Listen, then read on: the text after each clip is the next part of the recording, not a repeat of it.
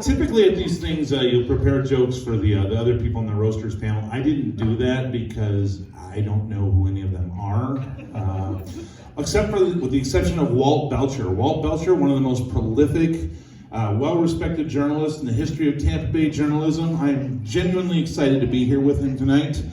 I do stand-up comedy, and frequently I'm the oldest comic in attendance, but and it looks like I'm here to look for my daughter on a school night. Walt might look like he's here to find me on a school night, so that's very exciting. But we're not here to talk about us, we're here to talk about the man of the hour, Jim Morrison. Yes, the renowned poet, who's written, among other phrases, there's a killer on the road, his brain is squirming like a toad.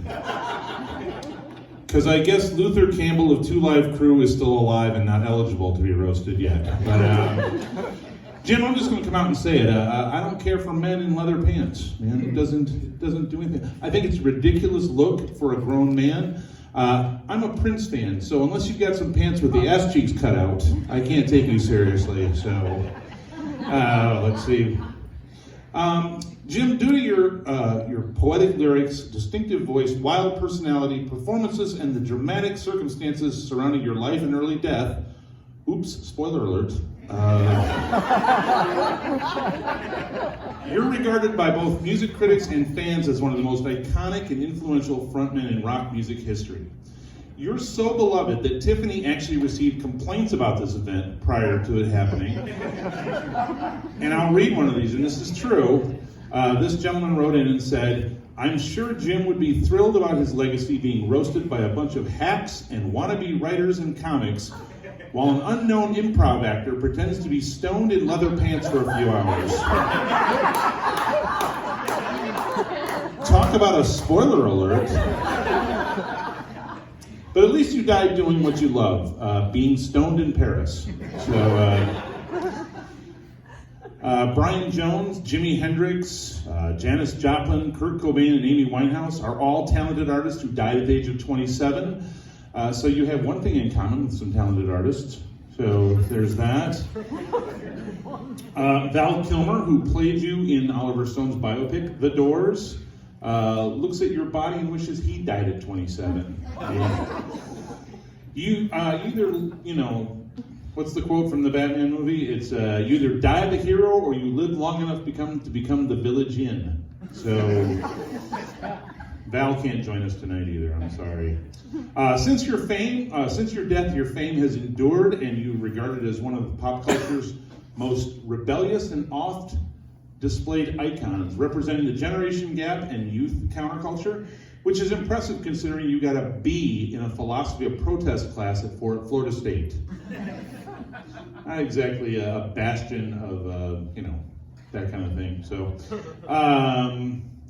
you spent a good chunk of your youth right up the road in Clearwater, which is impressive, where a lot of people today believe in Xenu, the dictator of the Galactic Confederacy,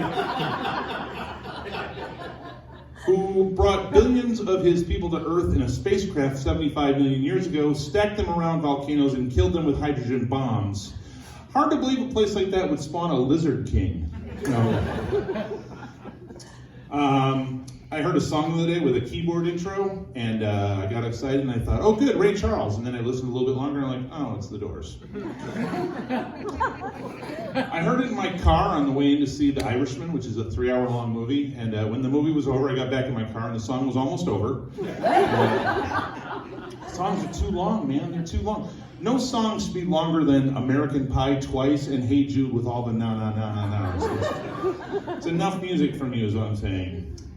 The Doors recorded 2 more albums after your death in 1971, but never really recovered, and they broke up in 1973. So we are indebted to you for breaking up the Doors. Thank you for doing that.